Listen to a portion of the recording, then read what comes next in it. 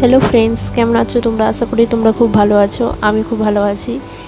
এর আগের পার্টে যে মন্দিরে ভিডিওটা দিয়েছিলাম, তো ওখানে কোনো আমি ভয়েস ওভার দিতে পারিনি, কজ আমার গলায় খুব পেন ছিল, যার জন্যে এই মন্দিরটার ডিটেলস সম্বন্ধে তোমরা কিছু বুঝতে পারোনি। তো এখানে দেখো বজরংবলী মন্দির তৈরি হচ্ছে, আর আমি ক্যামেরা একটু ঘুরিয়ে ঘুরিয়ে দেখাচ্ছি যাতে তোমরা মন্দিরটার সম্বন্ধে বুঝতে পারো। টাইমের কথা যদি বলি, এটা 5:30 থেকে 8:30 অবধি খোলা থাকে।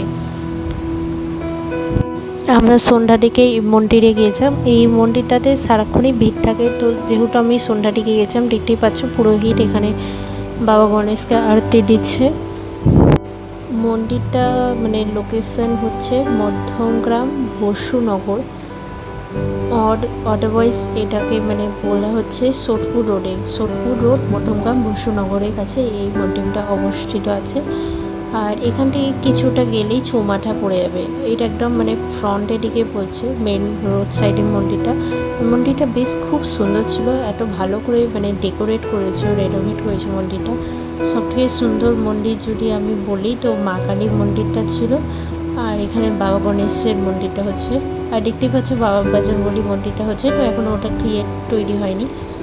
এখানে রাধা গোবিন্দের যে মন্দিরটা আছে তার পাশে দেখো একটু বসার জায়গা আছে। ওখানে যখন কোনো অনুষ্ঠান কোনো কিছু হলে ওখানে খাওয়ানো হয়। এই যে দেখছো অনেক মানুষ বসে আছে, আর এদিকে দেখতে পাচ্ছ মার মন্দির।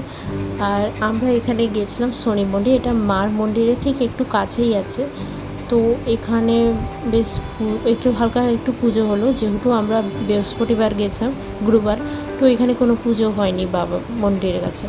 আর মার যেহেতু এখানে সন্ধ্যা আরতি হচ্ছে, সন্ধ্যা আরতির পর ভোগ বিতরণ হবে।